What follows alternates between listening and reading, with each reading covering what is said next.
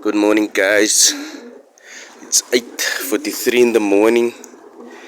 Last night I was checking on the youngsters to see if they are all inside, and this one I didn't find the bird in the loft as I just came out now.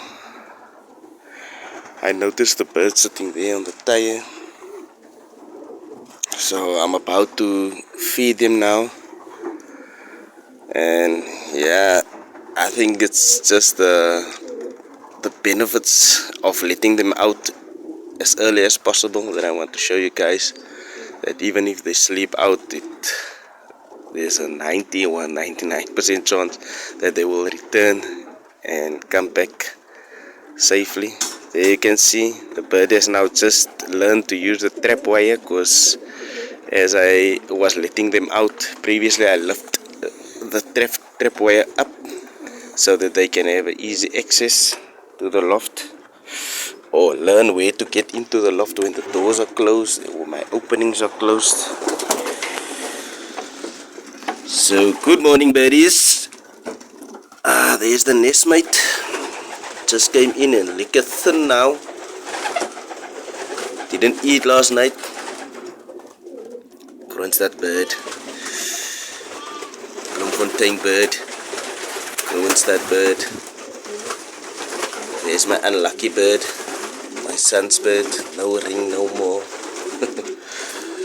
It's the Millie, who had a attack on his life with the last race that he's participated in. So yeah, I'm just gonna scrape the passage first, and I feed the birds and let them out for the rest of the day.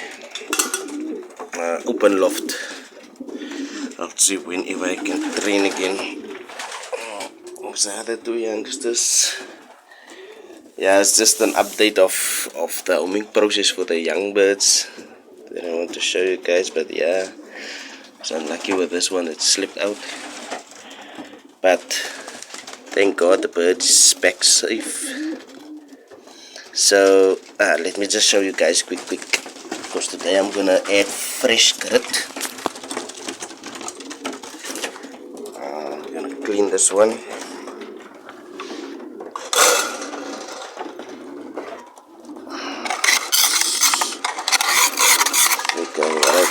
What I add when it comes to the grit.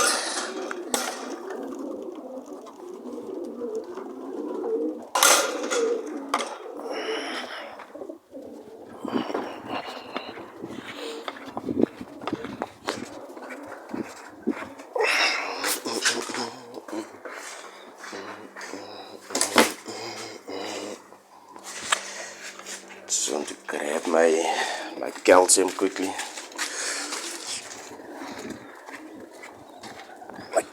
My calcium meaning the eggshells.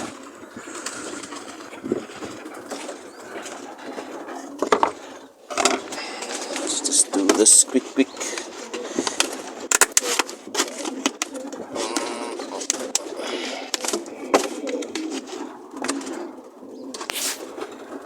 Just a moment. I need now both of my hands to do this. Okay, so there you see, this is my eggshells. Just top it up there, fresh. You see the darker shade of eggshells is where I left it a bit too long in the oven to bake. But I just not trench mesh, and then I get some of that redstone, and sparky.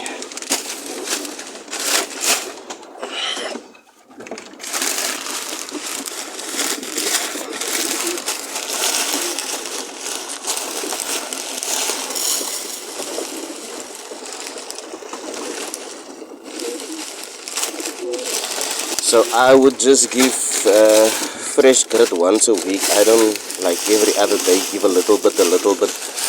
I know in other videos or books that I read, I say give it every other day, just a little bit, and give it fresh. I find that you waste a lot of money by doing that, if they don't finish all the grit, the birds, then you tend to throw it away, and you are wasting money that way. That is just my personal feeling. So that is my grit, or whatever I give the birds, mineral wise, calcium. So once a week from Wednesday I give them.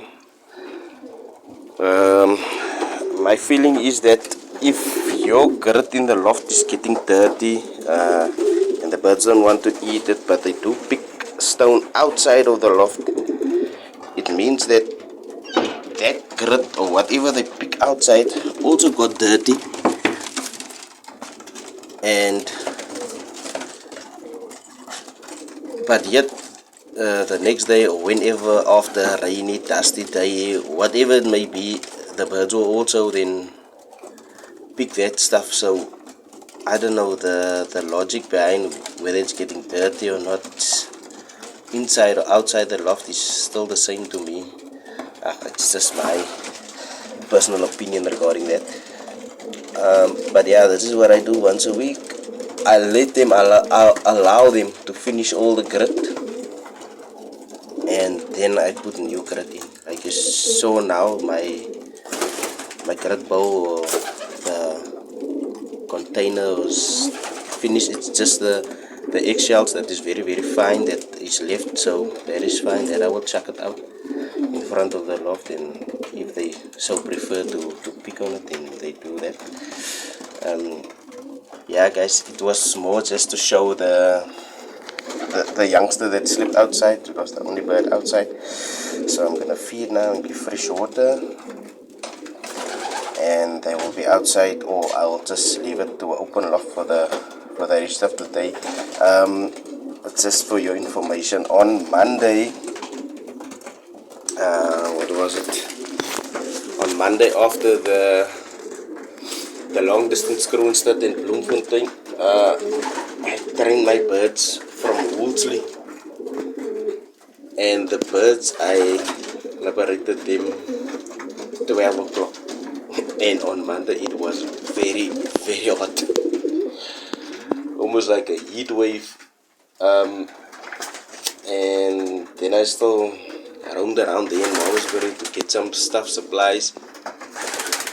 And guys, I arrived home, I think 2:30, and I had 3 birds back from 12 o'clock Woolsley. Now normally my birds beat me to it from Woolsley, but not on Monday. Monday was very hot. And later during the day, say by 5 o'clock, I tend I choose that time to feed the birds. And there was only a few more, I think maybe 6 or so, that arrived back with the first 3, so maybe 9, and I had 2 baskets of birds that I trained. So, but it shows that 7-Eleven, the blue cock, let me just see if I can show you guys the birds that arrived. Where now? I think, let's just see here in the roof.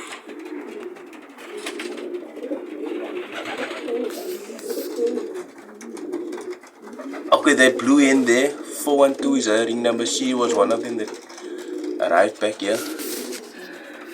And then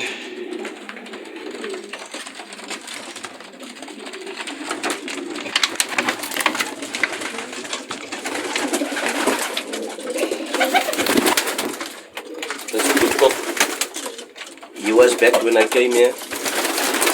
His number is 711. His brother was 704, and I lost that bird with the second or the third race I raced. And then the other bird was this hen, blue checker with a white flight. Now the mother of this bird raced in the Bloemfontein the past weekend, and then the sire raced in the Kroonstad, and the sire scored for me there in the club.